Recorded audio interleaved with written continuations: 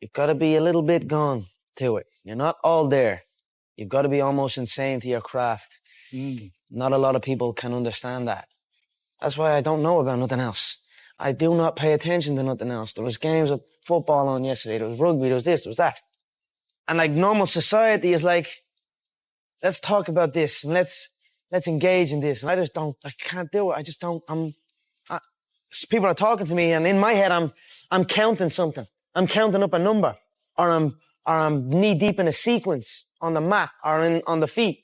That's my life. Sequences and numbers. Nothing else. I cannot pay attention to nothing else. Guys, this is some life advice from the top. If you're sitting at home and you want to do better than the current position you're in, the first thing you have to do is blame absolutely everything on yourself, whether it's good or bad. Because once you take absolute self-accountability, then you will find actions you can take, steps that you can make, which are going to directly correlate towards your successes. If you blame outside sources, if you say I was unlucky or the government did this or this politician or this person lied about me, then you're blaming other people and you feel helpless. You need to feel in charge. You got to take absolute self-accountability. And that's what chess teaches, because no matter how well you play a game of chess, if you lost at some point, you made a mistake.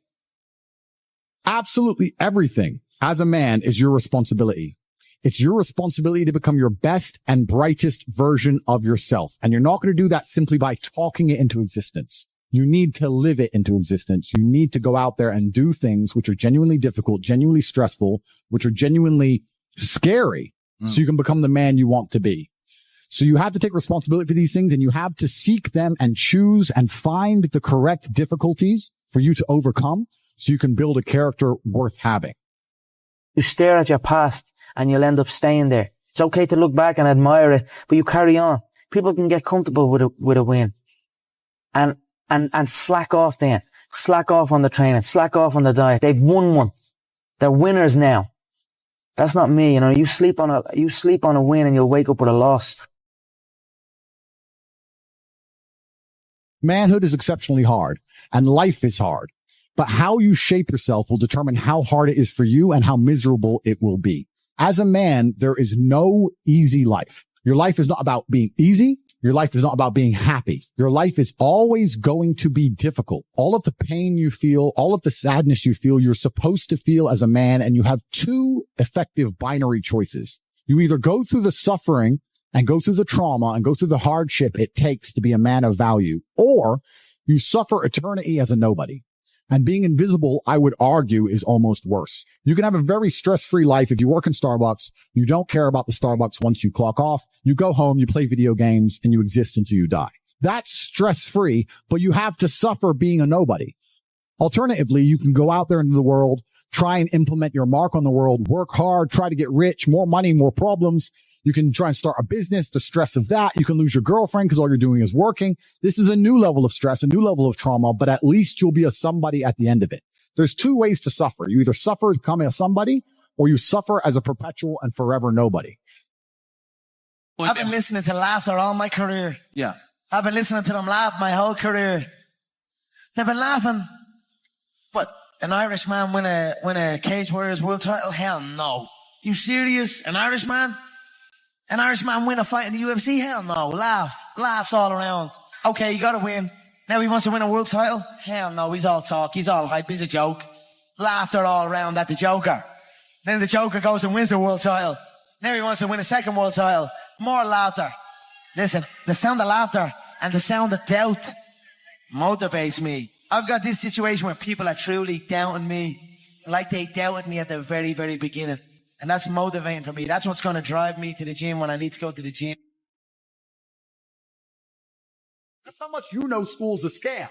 You don't look at someone rich and respect them thinking he went to school. The people you are learning from in school aren't even fucking rich. Your business professors never had a business. School's a scam, and it's the biggest scam on earth. The reason it's a scam is because it operates in a vacuum. It operates in a vacuum because it cannot be fairly compared to any other service. So you can get a loan for school, but you can't use that money for anything else. Because if they were to open it up and put the school, the education system, into the fair market of capitalism, it would fail.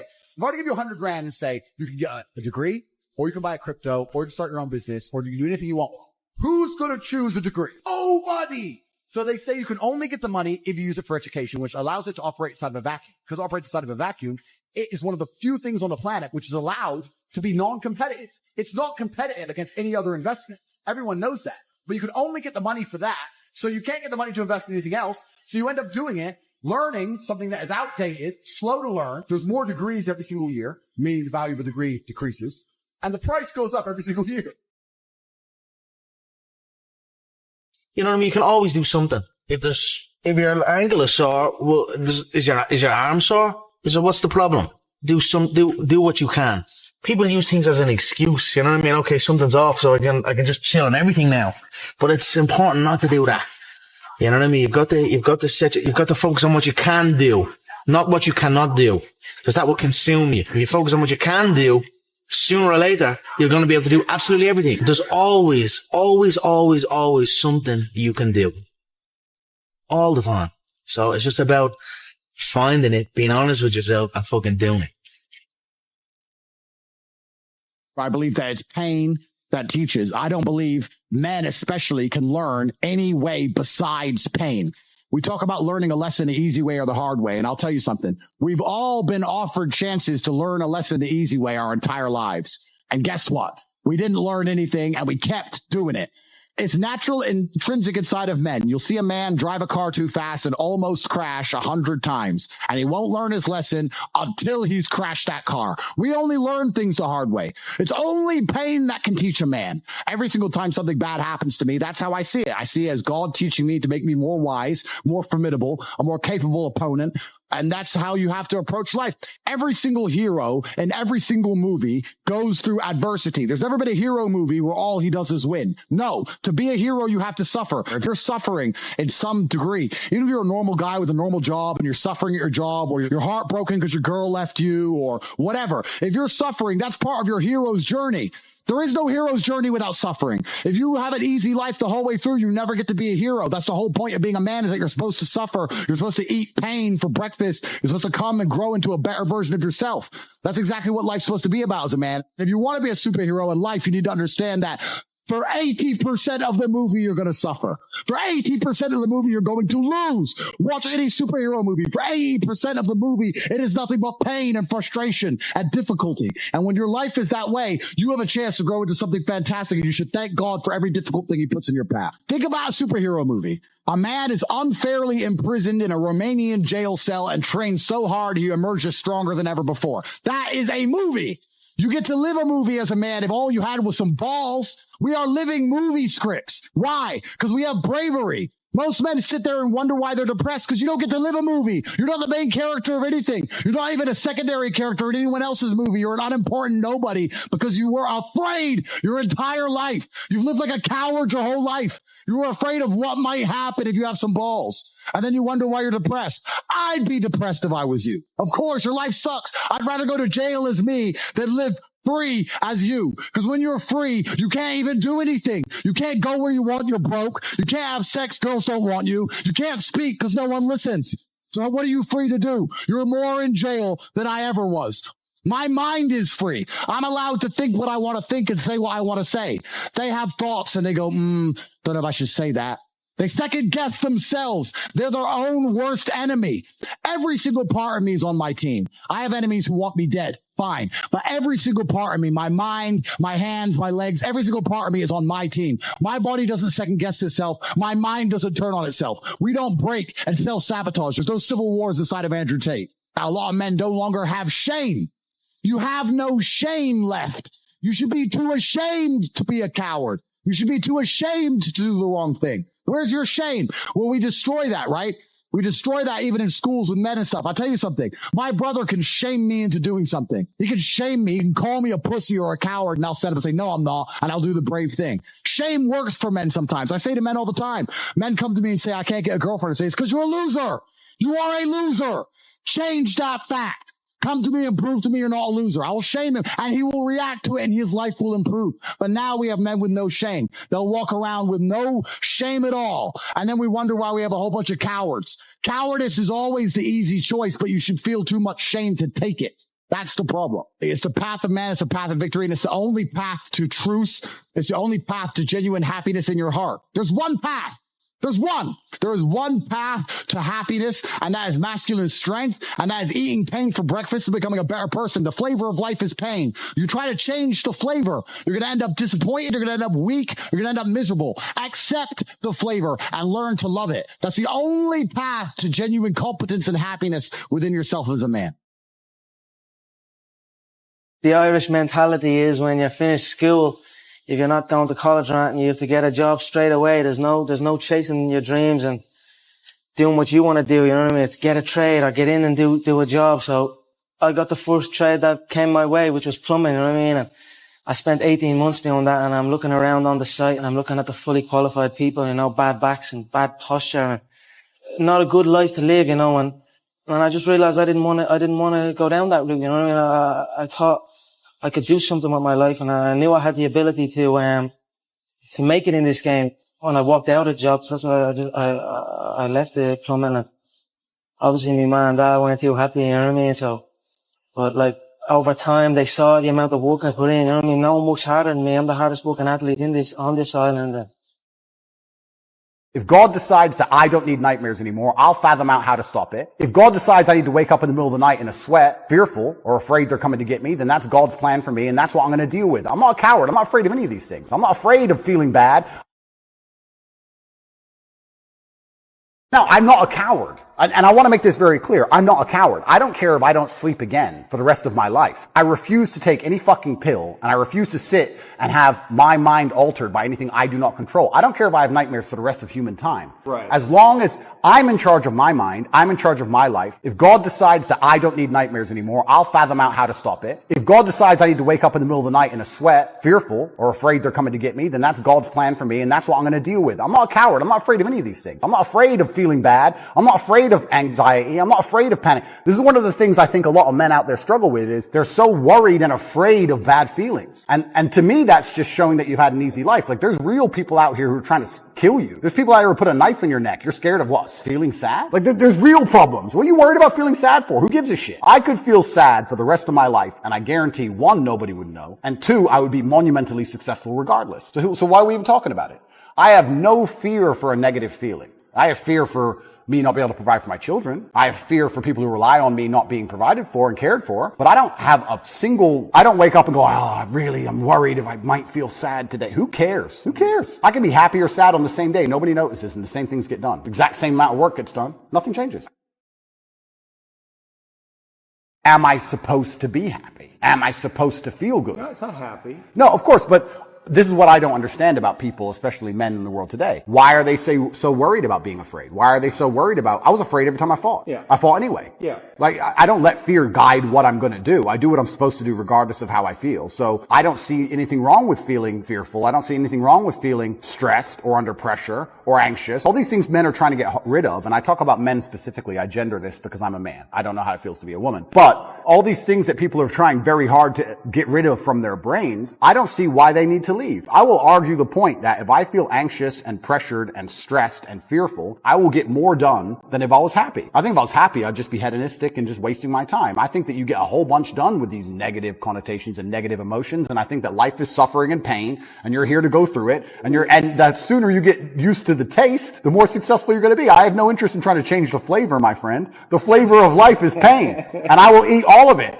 And it doesn't matter if they put me back in jail or not. I'm not sitting there going, how can I be happy in jail? I will sit in jail and say, yes, this sucks. It's supposed to suck. Yes, I'm not enjoying this. Yes, I'm anxious and paranoid. And yes, that guy might stab me. And yes, I can't sleep and I miss my family. And this is what's supposed to happen to me. And this is how I become the best man I can possibly be. And I'm going to succeed regardless.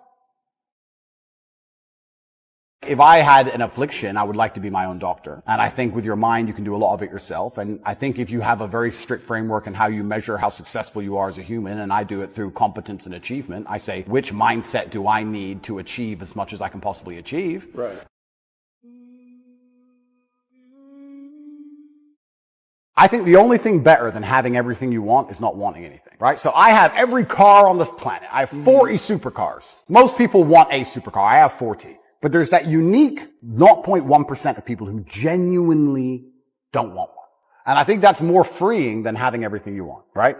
So the true mindset is not wanting anything. Most people, the best they can do is having everything they want. And I feel like you can kind of do this with the emotions as well. I guess my general consensus is that I don't think I can change or affect the world to the point where pain and suffering and bad things are not going to happen. So isn't it best if I just enjoy all of that? Doesn't that make me as powerful as possible if I say, oh yeah, okay, this is going to suck. Good. I mean, I do it when I fight.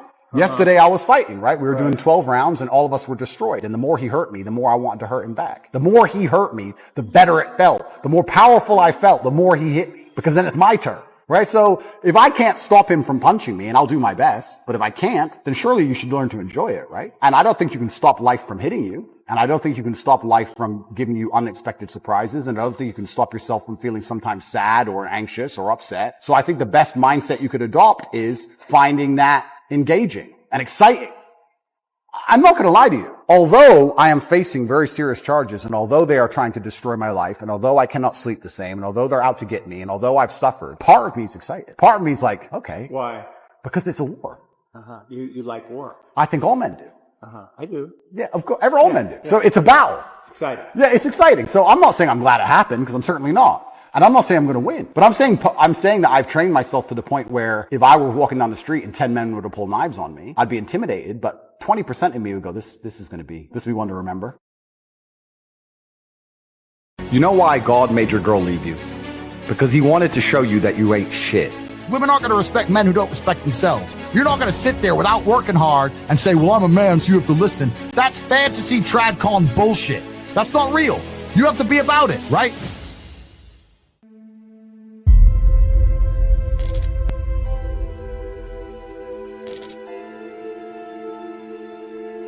You're going to feel happy as a man when you feel respected and needed. You need a purpose. People need to need you alive.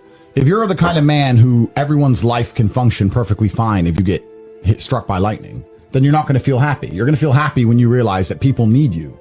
And for them to need you, you have to be useful and you have to be competent. And whether that's children or your girlfriend or your parents or anyone else who cares about you, I think living for other people is one of the most beautiful things a man can do because it gives you a purpose, a higher purpose. And most of the men out there who live normal lives do exactly that. Why do they work jobs? They work jobs for other people. They don't do it for themselves. Yeah. They don't even keep most of the money. It goes on the kid, the wife, the house, and they're taking care of others. And that's a masculine imperative God has instilled in us, and it's a beautiful thing. And I think if you're going to do that, you may as well do it for your own offspring. Who else are you doing it for? I agree. There's no light without dark. You have to decide what you want to do. And the only way to avoid these things is to stay an insignificant nobody. And I think that's the worst possible life a man can live, is invisible. And most men are invisible. Most men are. I say this all the time. Every single time I go on a date with a girl and we're sitting in a restaurant, when we leave, I say, how many men do you think was in that restaurant? And she goes, oh, I don't know, 3 or 4. 3 or 4. There was 10 waiters who you didn't even see. They're invisible to you. Yep. They don't even exist. He brought you a drink. He spoke to you. He asked you what you wanted to eat. I had to tell you to say please and thank you to his ass because you're f***ing rude. You're 19. You ain't even working. This dude's working 12-hour shifts. You're like, oh, water. I'm like, water, please. Get some manners. What's wrong with you? These girls, so if you're a man and you're acting together, you're invisible anyway. So you're either going to be an invisible nobody or you're going to be a warlord, and you have to be ready for that war. I am ready to win this war and continue with my conquest of Earth and continue to try and inspire people to be the best version of themselves. And I am also very ready to go to jail forever. I'm ready because it's not up to me. It's up to God. And if God decides I need to go to jail, then so be it. If I catch a 10-year stretch, it's going to derail my life for sure. But when I'm 65... or 70, and I talk about the time I caught a 10-year stretch in Romania on some bullshit and lived amongst the cockroaches and the killers in the mental asylum, at least I'm going to have a story from it. At least I'm going to be a better version of myself. I'm not afraid of these people. I refuse to live in fear because this is a choice I made. I made this decision to be this man, and I understood exactly what it comes with. And a lot of people at the bottom see all of the benefits. They see our cars, see the private jets, they see the girls, they see the status, and they want all of that, but they don't want the negatives. And that's why they're never going to get it. Yep. Because on your way up, you're going to start getting hit with the negatives. You're going to be derailed. There's no way to get to the top without dealing with monumental levels of stress. I often say the reason a lot of people don't have the things they want is they couldn't handle the things they want. They couldn't handle the life that is required to get the things they want. They simply would get anywhere near it and start to panic and out and just go on holiday and hide on a beach and delete their social media. Even comments. Bro, mean comments. Bro. I've got street problems. You think I give a about mean comments from some anon? it's difficult for me to put into words how much I don't care. But there's people out there that do care. Yeah. And then they think, oh, I want to be like Top G, but you can't handle a comment on the internet. Bruv, these people are born to lose. So you have to decide, and you need to look in the mirror and really make a decision, because I think perhaps if you want to build a life, choosing your life path and knowing which life path you want to go down is going to allow you to be the most effective in the construction of that life. If you say, I can't handle that stress, I want to be somewhere in the middle, then accept it, accept the good and bad that comes with that, accept the kind of life you want to build and go do it. But don't sit there and say, I want to be Top G, I want to live this great life, and you're not prepared for war, because it's coming. You make women respect you by being a person who's worthy of respect, the same way you make a man respect you. I mean, I really think that if society respects you, females will respect you by an extension. And there's lots of ways you can do that. Obviously, having money helps with that. Having a good job helps with that. Having a nice apartment, nice car obviously helps with that. Being in good shape helps with that. Being smart, being witty, all these things help. But this is the reality of life as a man, is that you have to build your value. People say to me all the time, oh yeah, Tate, you get girls. I said, I got girls because I became a kickboxing world champion. That's thousands of hours in the gym. I wasn't born with some magic. I'm not Ron Jeremy. I wasn't born with some tool. It's like I had to do it myself. So you have to build it as a man. This is just the unfortunate reality. If you're not prepared to do any work at all, you're gonna suffer. And this is the reality of life as a man. You have to build it. Yeah, it's interesting because I feel like a lot of guys kind of go on YouTube, they'll go on blogs, internet, wherever, to kind of figure out like what's the thing to say, how do you get a girl, when really it's asking kind of the questions that give you more superficial information that's not going to really do much. And you're talking about, well, become a valuable man. So now that's about building more of a foundation of being an actual attractive person instead of trying to copy and paste things. You know who Roosh is? Yes. Okay, Roosh. So I don't like Roosh. And the reason I don't like Roosh is this. He spent his whole life chasing around the world. He never worked on himself or became a high value guy. He spent X amount of years chasing women and wrote books like he knows what he's talking about. He's now lonely and old. If he got sick, he'd lay in bed on his own without a nurse, without a wife, without children. He's even failed at women. He has no wife. He has nothing of genuine substance. And that's because he's not a man of genuine substance. So even if he managed to say the right things and sleep with a girl, as soon as she realized he was vapious, she disappeared. So you can't hack having a personality. You can't trick a girl into thinking you're something you're not. If you want a woman to really respect you, then be a man worthy of respect. It's really that simple. My point is that if you end up like Roosh, where it's your only sole focus in life, got it, you end up a loser because he's never dedicated himself to anything else. Yeah. What has Roosh succeeded at? He's failed financially. He's failed from a family perspective. He's failed even with women. He doesn't even have a woman at the end of it. I'm giving the best advice I possibly know to men, because I'm telling you, if you're a man out here who's not going to mess around with girls, not get any experience with women, not get experience with how they work, find one girl and instantly fall in love with her, guess what's going to happen? You're going to get f***ing wrecked. You are. The man who just meets a chick, has no experience with girls, isn't really good at getting new ones, they're the ones who end up sitting lonely at 42, divorced by themselves. Every single one of them. The only chance you have as a man now is being versed enough in the game and having enough experience with women to not get played. These women are sharks, G. You gotta be careful. I'm saying these things. Oh, he's right. You can't be a man with no experience out here and just meeting your first chick and falling in love. Because 99% of the time, it's gonna go wrong for the man. When men come along and ask for relationship advice to me, I'm like, if you want to be good at something, you need experience. BJJ, driving, keeping a woman happy. I can keep a woman happier than anyone because I've had a bunch of women. If I didn't have a bunch of women, I don't think I could keep a woman happy the same. I really don't believe that. If you're going to be a man and say, for the sake of love, I want to forego all of my own experiences and be less competent in the battlefield, that's fine. But I'm telling you that you're putting yourself at risk. I think the best chance a man has now in the Western world is to date, have a bunch of girls, date a bunch of girls, meet a bunch of girls, find the best one he can, and then perhaps settle down. But to sit and say, oh, I've met one now, I'm going to stop the game, you're going to get in trouble. I'm saying that it's a very dangerous battlefield now. When you were saying I feel sorry for the young people, so do I. It's hard now. Imagine being 15 with social medias and these kind of things. It's nuts. Imagine being a 19-year-old boy now. Every 19-year-old girl you're in love with is on Instagram dating 40-year-old billionaires. It's crazy. And I'm saying that a lot of the men who are the most heartbroken, who are most upset, people underestimate how important the relationship between a man and a woman is in the masculine life. I can tell you right now, you can give a man everything, but if he's arguing with his chick, his head's it doesn't matter. It's so important. And I'm saying the best chance you have to negate these things is experience with women. You need a degree of experience as a man. Women innately want it. You see a woman who's unhappy with her boyfriend because he's simping or he's acting stupid or he always just chases me around. Women will tell you themselves, he's boring, he's this. Yeah. It's true. You need to get to the point where you have enough abundance and you've been about the game long enough that you can say, that's a shit test, she's playing games, goodbye. You have to. And I'm saying the only way you can do that is with experience and abundance. So as a man, you need to do your thing, get to a point where you meet the one and settle down. But to sit and say that period where you do your thing isn't necessary, I completely disagree with that. I think you're going to end up wrecked if you don't do it. In the modern world, with Instagram, with this, with everyone after his chick, when he's Joe Schmo and I'm messaging her, it's over. And I'm saying the best advice you can give the guy is when he gets his heart broken and he's truly destroyed is, you need to become a man that women don't leave. So you got to get in the gym, and you got to get more important, and you got to get more women, and you just got to become that guy. There's no other way to do it. Yeah. You can have anything you want. Universe is super giving.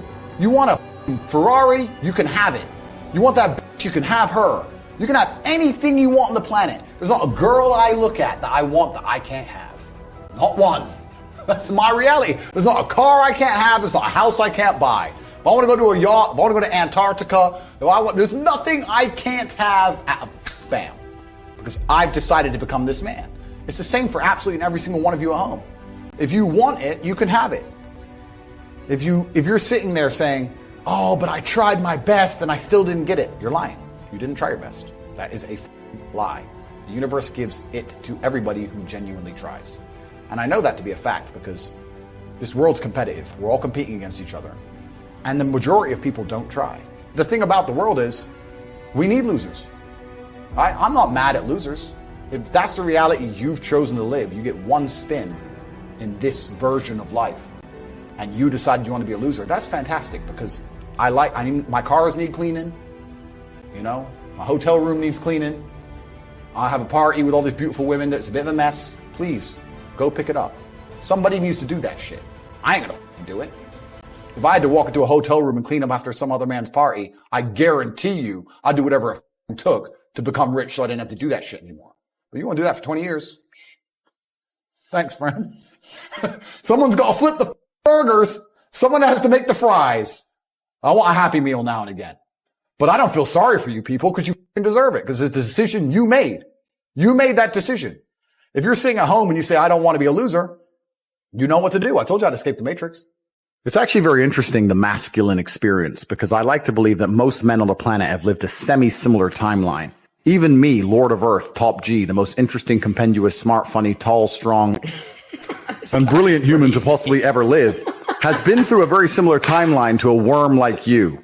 And it's quite an interesting thing. Yes, you are a worm. Be quiet. Listen. You're a worm! Shut up! It's very interesting that all of us as men experience a very similar human paradigm. And that is that most men are born and you're not important. And then you go to school and you fall in love with some girl in school and she someone else. And then you realize that all the 19-year-olds you want when you're 19 are with older dudes because they have cars or whatever. And you go through this experience of getting your heart broken and losing your girlfriend, et cetera, et cetera. And many men latch on to some average bitch or accept they're going to have their heart broken forever. But some men decide to become so big and important and strong and irreplaceable that they never have to suffer heartbreak again. Because every man deals with heartbreak and deals with sadness, but how you use that energy is the differentiator between humans, right? You are feeling the same pain that many men have felt. I, as a man, every man out there has had his heart broken and understands how difficult it is as a man. We all know how hard it is to see the girl you love getting plowed. Yeah, to getting plowed by someone else like you have to deal with now. You can log into her OnlyFans and see it. But wow. It's true. It's boy, girl. That's why she started the account. But the difference between me and you and perhaps some of the other men out there is that certain men take that anguish and take that sadness and understand that energy could not be destroyed. It can only be converted and use it to build themselves into a man of absolute standing and power, as opposed to sitting around off like you just told me you do. You are a waste. You are wasting your energy. Heartbreak is unlimited motivation. If I was heartbroken, it's been a very long time, but if I was heartbroken, I'd be in the gym every morning. I'd be a beast. I'd be running. I'd be working. I couldn't sleep. I'd be an absolute animal. And you're heartbroken. And what are you doing? Fucking off like a dumbass. You're right. Of course I'm right. So I understand very, very well heartbreak. Every man does. This is what's so amazing about the masculine experience. Even the top G and a worm have lived a very similar-ish timeline. The difference is, as a man, you must build yourself into a man of credibility, which means to build yourself into a man of standing, we all start in a fairly similar position. I became me through tedious, arduous, difficult, never-ending work. You are wasting your time. And by the time you finally realize I'm right, you're going to be too old for anyone to give a shit. Because at your age, how old are you again? 20-something? 22. 22. At 22, I could split the earth's core. You should be so strong. You know why God made your girl leave you? Because he wanted to show you that you ain't shit. He wanted to show you that you are human and you're fallible and that you're very replaceable. So he decided to make you fall in love with a girl, and he decided to make her leave you to show you that you are a dickhead. Now it is your job to look at the board, understand what's happened, say, I understand, God, I deserve that. I'm glad she left me and I'm sad because I am a dickhead, and do something about it. Because if you refuse, if you ignore God's message, next time you fall in love with a bitch, guess what he's going to do? What? He's going to make her leave you to remind you once again that you are a dickhead. Every single man out here, if you're upset that your girl's leaving you, God is reminding you that you aren't worth shit. You need to get up and work so hard that even in the eyes of God, he is proud of you. God loves his creations, which show him their true potential and beauty. By getting up and trying your absolute best and becoming a man of moral standing, he will reward you and bless you endlessly. If you continue to be a dickhead, God will remind you you're a dickhead. So God just broke your heart on purpose to show you that the way you're living your life and the man you are simply are not good enough. What have you changed since? Nothing. Nothing. You think God's going to forgive you for no reason? You think God's going to go, oh, that little Aiden, it's fine. He hasn't learned his lesson. He hasn't changed. He isn't even trying very hard. He's not up early in the gym. He ain't doing nothing. It's fine. Let's just let him fall in love and let's make sure the girl doesn't f someone else on OnlyFans this time. No, sir. This is going to repeat endlessly. It's a cycle that will not change until you take the message from God and become the man you're supposed to be. You must stop being a Aiden.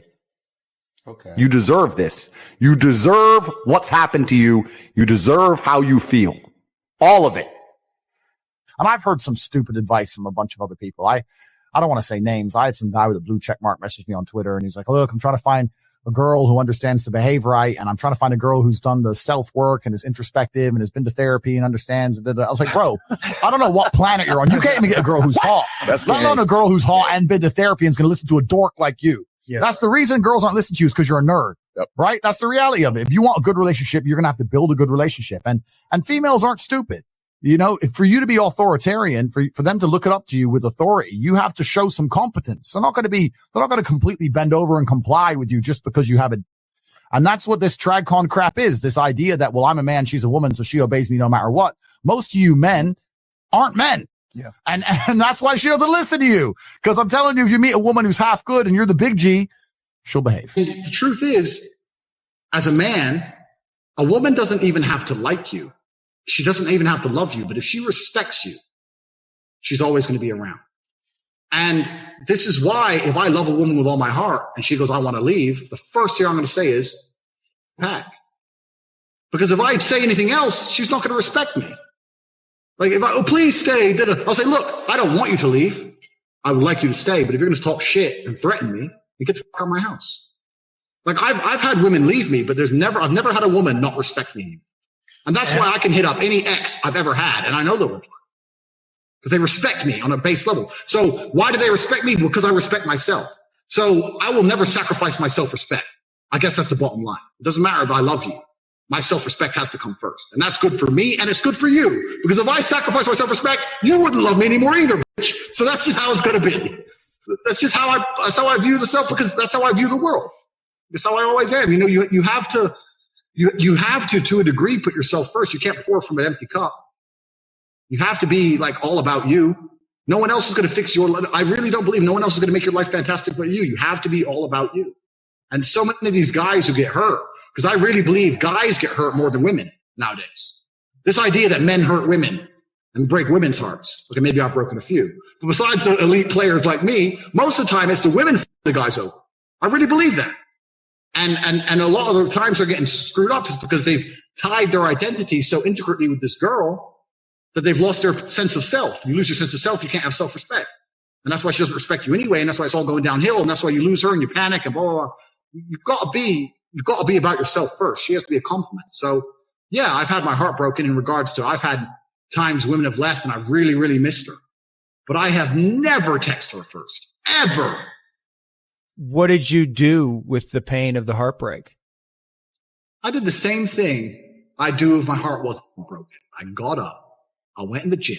I lifted a bunch of weights. I got in my fast car. I drove down the road looking sexy as bought a Starbucks and made some money. It doesn't matter. How I feel has no bearing on how I live my life. That as a man, we're born with absolutely zero value. We can build ourselves into what we want to be. I get people messaging me all the time like, hey, Tate, you have this money. When I was young, I wanted to be the big, strong fighter with money. I'm exactly what I wanted to be. I decided I wanted to be James Bond. And I got as close as I possibly could. You get to build your own character. If you want to be a rapper, you get to go be a rapper.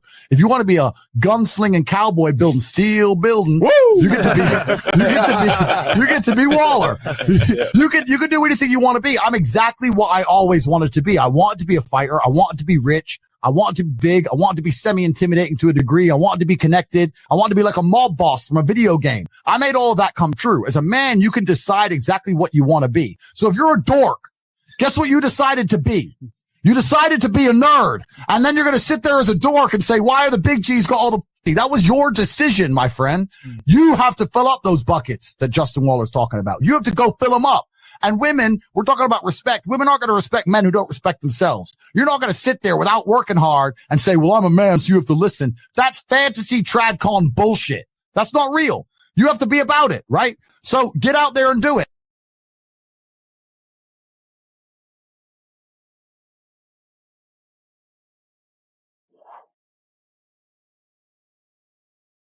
I think a lot of people build their mindsets around trying to feel good.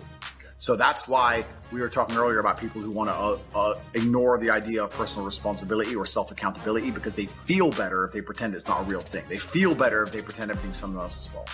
A lot of people's mental model and how they view the world is based around them feeling as good as possible. So when you sit there and talk to somebody who has the mask on and they refuse to believe the elites are laughing at them, it's not because they can't comprehend the ideas, it's because they feel better if they don't believe that they are a clown to the elites. I feel better if this is really all innocent and it's really all about a disease.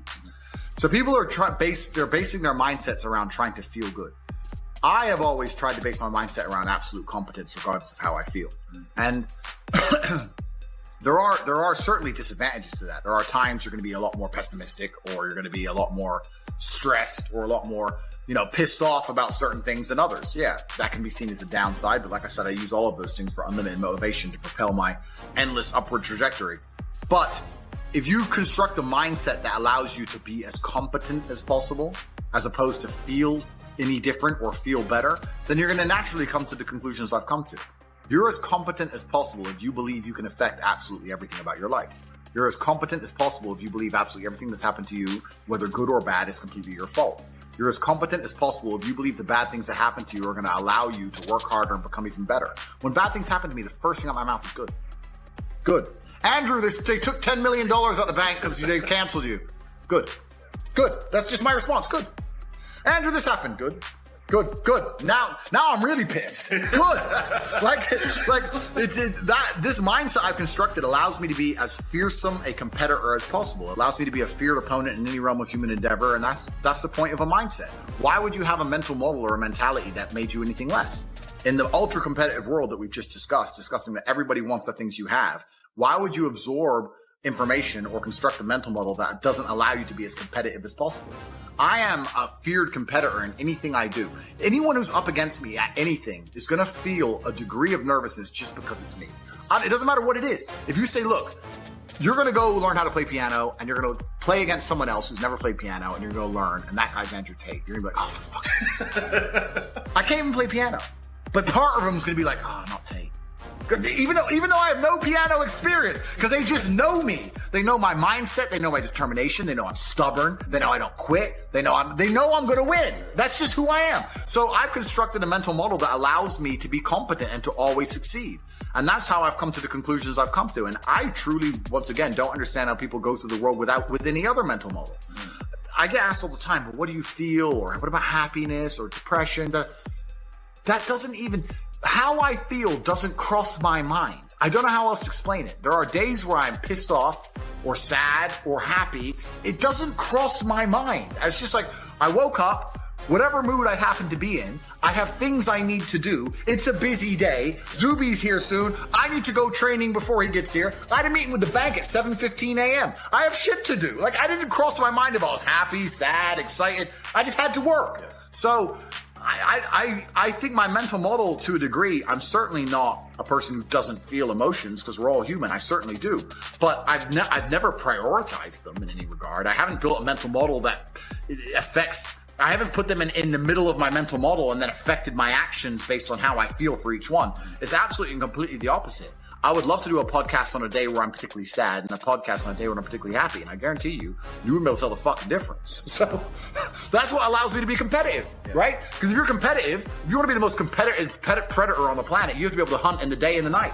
You have to be able to do both. You have to be able to perform when you're happy and sad. You can't only be able to perform when you're happy. You can't only go to the gym when you're motivated. You can't only be a competent person when your life's going well, because when your life's not going well, you're no longer competent. Then you're going to lose to people like me. And it's player versus player. If you're the kind of person who can only do well when you're happy and you're competing against someone like me who can do well all the fucking time, guess what? You lose. So my mental model, the answer is most of my opinions are just based around constructing a mental model that allows me to be brutally competitive. It's why I say depression isn't real. I've argued this point endlessly. And I try and explain to people, but they're not smart enough to understand that I don't care if I'm wrong. I don't care. I am more competitive as an individual if I don't believe I can become depressed. So I don't give a fuck if I'm right or wrong, because no matter what bad happens to me in my life, even if, heaven forbid, the worst things on earth that could happen to me, I could never become clinically depressed, because I would never self-diagnose myself as clinically depressed, because I don't believe in it. I believe that I am currently sad, but I have work to do, and eventually I will feel better. I will never get to a point of absolute desperation and kill myself, because I'm never going to get to a point of hopelessness, because I don't believe in the idea of hopelessness. You cannot try and make me adopt thinking that will reduce my competitiveness as an individual. So I don't give a fuck if I'm wrong. I don't believe in it. That's it. End of story. So I don't believe in things that take power away from me. I don't believe in things that make me less competitive, and I don't adopt mental models that make me less competitive. Every single mental model I have are the most efficient ones I could find. To the mental model I found that if I adopt, I become a more fearsome predator. That's it. So this is how I've come to all of my conclusions as an individual. My only weapon against all of these people and all this garbage is to smile. There are people sitting in a dark room right now. There are people in a room right now as we speak, full-grown adults, professionals, trying to put me in jail. There are teams. There's a prosecutor and his underlings sitting there, analyzing my entire life, every message I've ever sent, everywhere I've ever been, and what I've ever spoken to, ever. As we speak, trying to put me back in a dungeon.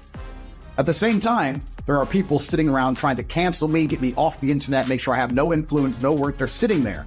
They've frozen all my bank accounts, have taken almost 20% of my car collection. Almost. They've put me in jail, and they've done all this to me, and they're sitting there trying to attack me, and I smile. That's my weapon. That's my weapon. They go to jail. I don't care. And that resilience is how I fight against them, because I believe this is a spiritual war more than anything else.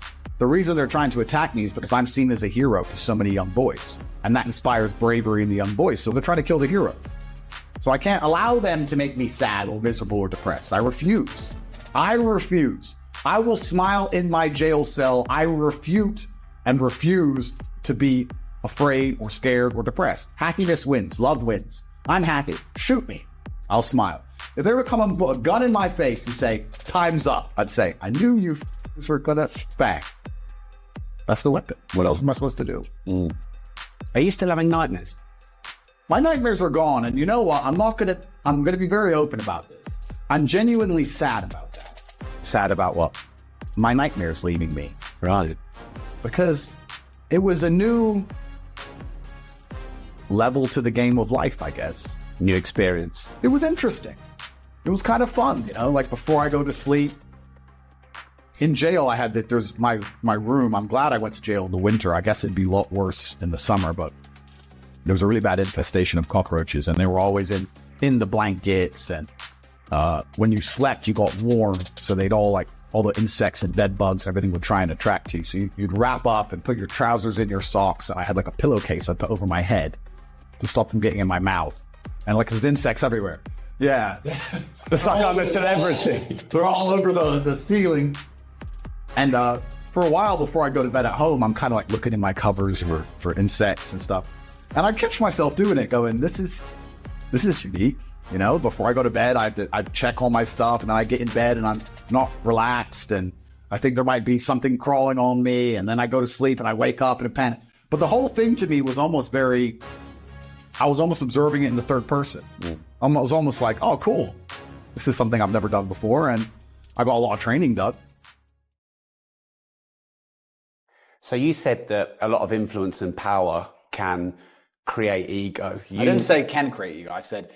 I said these people are absolutely and utterly deeply egotistical to a level that an average person can't possibly understand. Wow. Okay. So has your power created that in you? Completely. So when I met you, you were really nice and humble, and we were chatting. And so would they be, right? But if I had an employee and I said, do this, and they said, I ain't doing that. I'm like, well, then you're fucking fired. Oh, but I have to pay a mortgage. Don't care. Bye. I can turn ruthless just like anybody else, right? Well, a lot of people can't, can they? Well, but you don't become powerful if you can't be ruthless. Yeah. This is the unfortunate reality, is the people who become most powerful in the world are people who have the capability to be ruthless. This is what it is. Power is only attractive to people who want to yield it. Why would you want power if you're not going to wield it? Why would you want a sword if you never take it out, right? If you give a guy a gun, he's going to, even if he doesn't want to shoot you, when you wave it around a bit, he's just going to put it in the drawer and close it and never touch it again, right? So the people in life who never try to become powerful, maybe they're the ones who can sit and say, I wouldn't do that. Well, but you're never going to be powerful, so who cares? The people who aim for power and crave power, they crave it to use it, right? And I'm not saying that I'm any better than these people who are in charge of the world. I'm sitting saying this is human nature to a degree. I try my very best to live true to God, and I know that I try and do good things. But the people in charge of the world perhaps believe that their ideas are good. They're opposite to mine, right? So they may have the idea that we should teach children about sex at 3 years old. I believe we should leave the children alone. They believe their idea is good. I believe my idea is good. And if I was in charge of the world and somebody tried to do the opposite idea, teach children about sex at 3 years old, I'd be the one saying, absolutely no, shut them up. I'd do the same thing. Do you understand? So I'm no better than these people. We're all human. I just truly believe that my views are better than theirs. But they believe the opposite way around. And that's what's so difficult about it. That's what's so sad about the world. If you look at any war, it's never good guy versus bad guy. Everyone has their opinions, right? But it's always a gray mess of some guy's got a good point, the other guy's kind of got a good point. Everyone's half good, half bad. And that's the unfortunate reality of Earth. So yeah, it's a strange one. But I absolutely, completely will sit here and say, yes, if I had absolute power, then I would wield it completely, just like they are. I get it. I get it. And that's why I know they want me gone. Because I know I know what happens when you're a powerful person and someone keeps poking you. I know what happens. And I know that not only from this world, I know it from the underworld. I've had a very long and interesting life. In a previous incarnation, I was involved in some shady things. And are you talking about another life before your own life? Let's put it that way. Okay. So not in the 35 years you've been here, another life. For legal reasons, let's say another life. Okay. And I've been in rooms with people who sit around and say, this guy's a problem. As in they're talking about you? Or no, I've been in the room and we're talking about somebody else. Right. This guy's a problem. In another life. In another life. Yeah. And the problem gets fixed. This is natural. As in the person goes away. One way or another. So are you talking like, is this like what might have happened to Diana, this kind of thing? Is this what you're saying? I'm talking about, okay, let's take a hypothetical again. Let's say you have 5 drug dealers in a room and a drug dealer keeps robbing them. What are they going to do? They're going to get robbed forever? I'm going to say, no, this is a problem. How do we fix this problem? Well, we've tried to talk to him. He won't talk. He's unreasonable. Okay, then get rid of him. That's business. That's life, right? Well, it's not business. It's that business. Yeah, and I'm saying that even from the bottom levels of the socioeconomic scale, all the way to the top levels of the socioeconomic scale, there becomes a point where the only solution to the problem is violence. Most people don't understand that the entire world we live in is absolutely and utterly violent. I see violence everywhere. If I see a big tree, I don't think, oh, wow, that's a big, beautiful tree. I sit and go, that tree destroyed every tree anywhere near it. Its root system is 2 miles long. It's been kicking trees' asses for 100 years. That is a badass tree, right? It's a violent tree. And every single thing about civilized society is underpinned on violence. The idea that violence will eventually appear is the only reason any of this works. If I drive through Dubai too fast, the camera will go off and I'll get a speeding ticket. If I ignore the speeding ticket, they'll add money to the speeding ticket. If I don't pay that, they'll send a bailiff. If I tell him to get fucked, they'll send the police. If I tell them to get fucked, they'll arrest me. If I refuse, violence. It doesn't matter what law, what tax code, what anything you can think of. If you disobey long enough, it comes back to the bottom line. The bottom line is always violence. So if you talk to somebody and they don't listen, if you try and reason with somebody, they won't listen. You try and bribe someone, they won't take it. It gets to a point where there's one answer left. We'll then teach them a lesson. And most people don't understand this about the world. And I was having a conversation with a woman once. She said she was a pacifist. And I had to correct her. And I said, you're absolutely not a pacifist.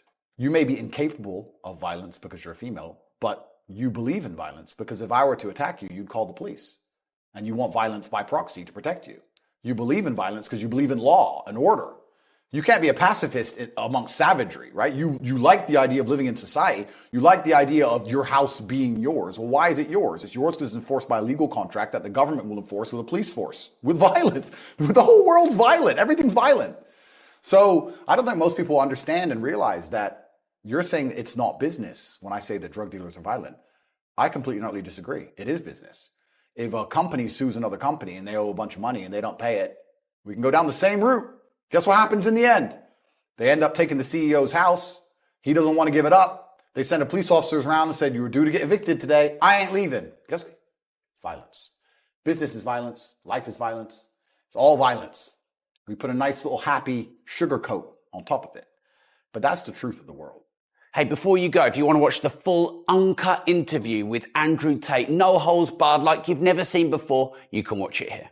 And before you go, make sure you like the video, subscribe to the channel and turn the notification bell on. And remember, if you don't risk anything, you risk everything.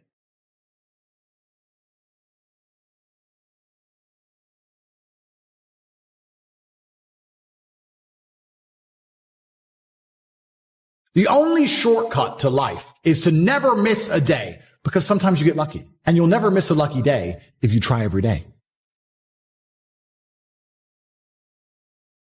Because when you've come from the absolute bottom to the absolute top, and you've done it all off of your own back, and hard work and dedication, and never missing a day, one, because of compounding interest, and two, if you don't try every day, you might miss your lucky day.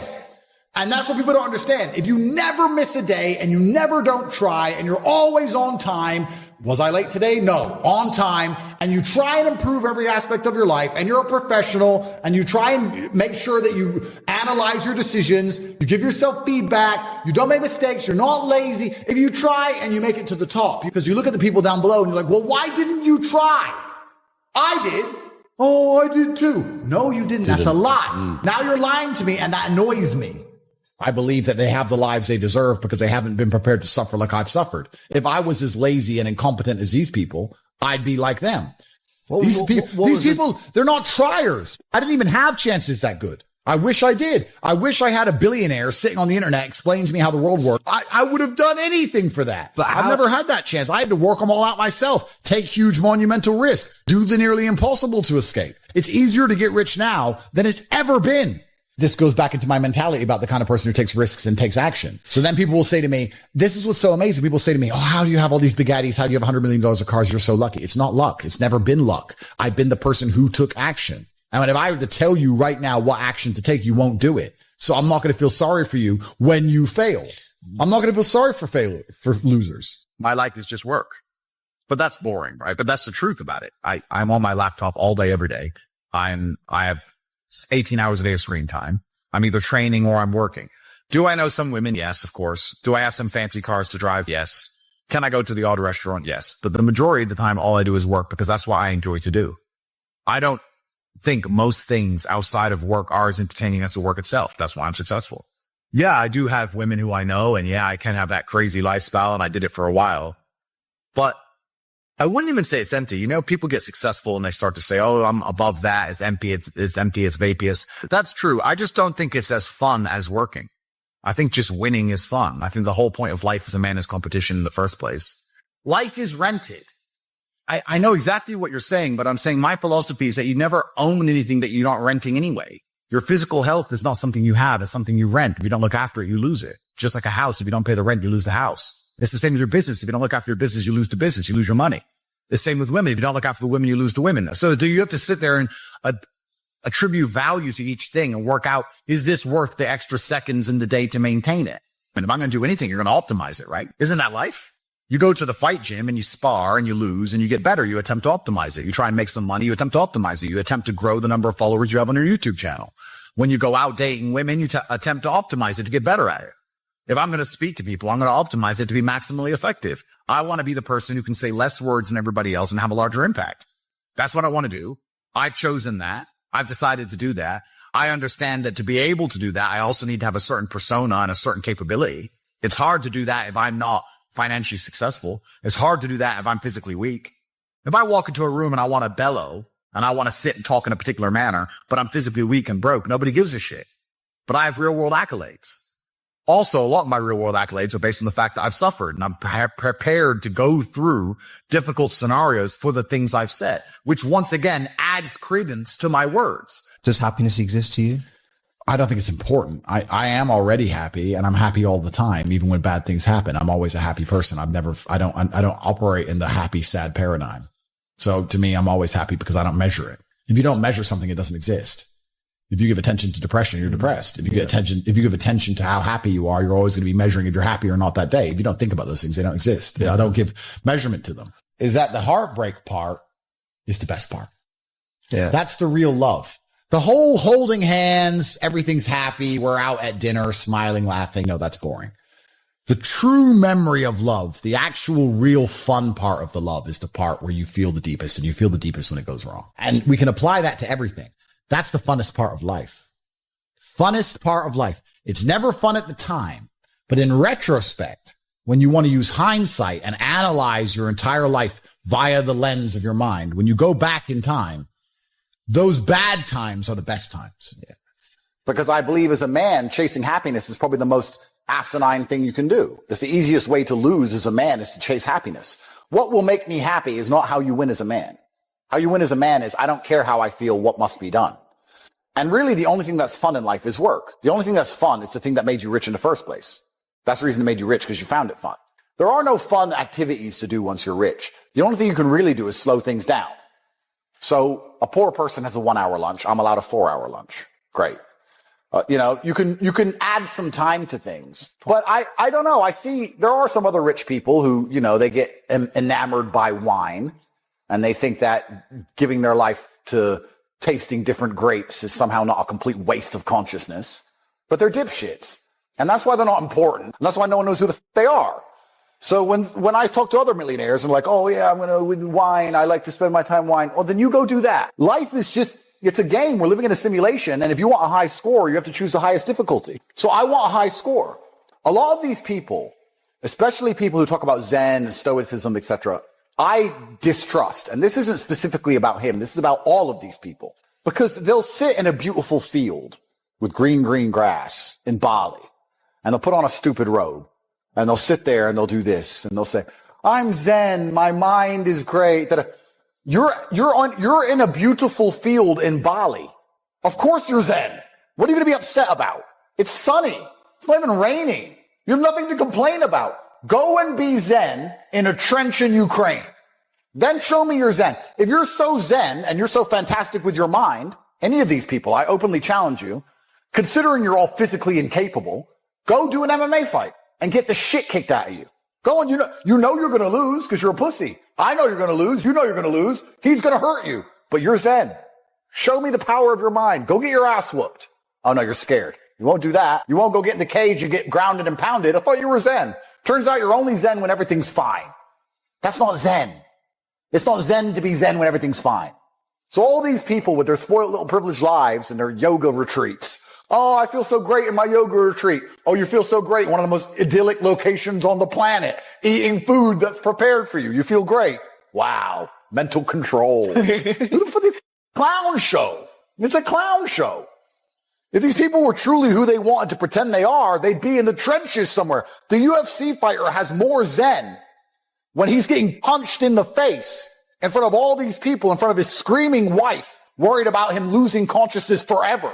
When he's taking shots to the face and still avoiding them and keeping a clear enough mind to slip the punches. So all these people are full of shit, because if they were truly zen, they'd live a life similar to mine. But they don't. I ain't lonely. I've never been lonely. I've never been lonely. You don't know me. I've never been lonely. I had no money and I was never lonely. And I don't think it's possible for anybody to stay in a scenario where they're truly uncomfortable. If you fall asleep on your arm and your arm really starts to hurt, even in the deepest sleep, you're going to wake up and move your arm. If you sit there and your life has been in a rut for 7 years, you are semi-comfortable in that rut. Sure, there's days you're pissed off. Sure, you're semi-annoyed by it. But there's also days where you just play video games, eat pizza, and you're kind of cool with it and it's no big deal. If you were truly unhappy and uncomfortable and discontent with your scenario, you wouldn't be in it. When I was broke, I couldn't sleep. Please understand me. When I was broke, I couldn't sleep. I'd be trying to go to bed thinking, these people have Ferraris. I want a Ferrari. I couldn't sleep. I just understood that there was a version of reality that I had yet to experience. I saw my parents struggle to pay the bills, and I saw my friends struggle to pay the bills, and I saw everyone around me unable to eat. And then I saw certain people with $500,000 cars, and I understood there must be a different version of reality. There must be a version of making money, a version of banking, of finance. There has to be a different world. This world I'm in, everyone's poor. This is garbage. That world, I can see people are living a reality that I can't even fathom. I'm under the mentality that you are exactly not where you deserve to be. That is one version of reality. That's one version of events. And although that's true, I want to put it in a different way. You're exactly where you wish to be in life. Even if you think you are not happy where you are, I can promise you are. Because if you're truly uncomfortable, you can't even sleep. If I put you on spikes, you can't lay down. You only lay down even if you're semi-comfortable. What I often hear from people and see from people is that they get very motivated for short periods of time. They'll be very motivated to change their life for 3 hours, and then they'll just go back to playing video games. And they're actually not unhappy with their life. They're fine to play video games and eat beans on toast and sit around in a small little apartment. They only become unhappy for a few hours now and again. That's when they talk about how motivated they are. That's when they talk about how hard they want to try. But in general, they're actually perfectly fine with their life, meaning they wish to be there. If they wished to be anywhere else, they wouldn't be doing what they're doing. And by extension, they would be exactly where they wish to be. I want you to understand at home, whether you're successful or unsuccessful, you wish to be where you are. If you wished to be big, you'd be big. You would train all day, every day. There is no such thing as wanting to be big and wishing to be big truthfully and not being big. If you say to a man, do you want to be bigger? They'll all say yes. But do they really wish for it? Oh, you'll take it for free. Well, you'll take anything for free. You'll take a Toyota Corolla for free, but you won't buy one. Taking something for free is very different than going out there and earning it and paying for it. They're very different things. So you're as big as you wish to be. You're as rich as you wish to be. You live where you wish to live. Because truthfully, when you wish for something with all of your heart, never in history has the universe or God failed to give it to you. Anything you've ever truly wished for in your entire life, you have gotten 100% of the time. So then the logical extension of this mindset is you have to analyze and decide, one, why you wish to be where you currently are. Why? And two, if you want to change that, where you actually genuinely wish to be. Because you have to make sure you really want it. Everyone will say they want to have $100 million. Everyone will say it, but it's not true. And if you don't wish for it, you're never going to get it. And in fact, you won't even elevate from your current position unless you're more realistic with your wish and say, I don't want 100 million. I just want 1 million. That's my advice.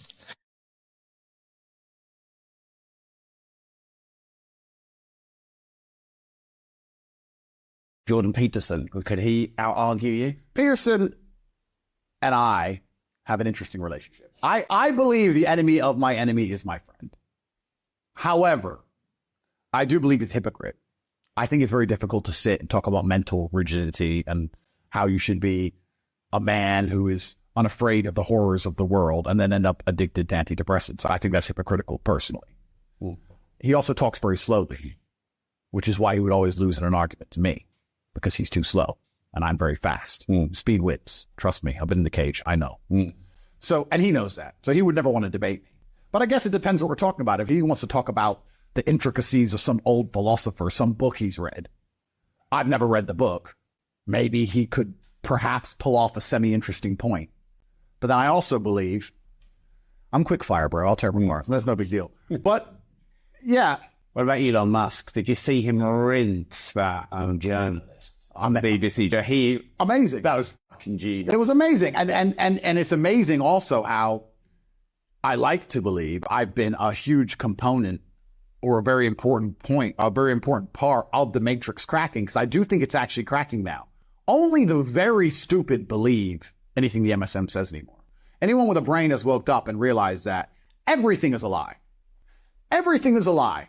Education's a lie. Judicial system's a lie. The news is a lie. Money's a lie. Everything's a lie. Everything you were taught in education was a lie. All of it. Jordan Peterson called you reprehensible. And only losers... Wait, stop. Wait. My heart is broken, please. Only losers love Andrew Tate. Oh, my heart is broken. Oh. No, not Jordan. Not Jordan Peterson. Never cleaning my room again.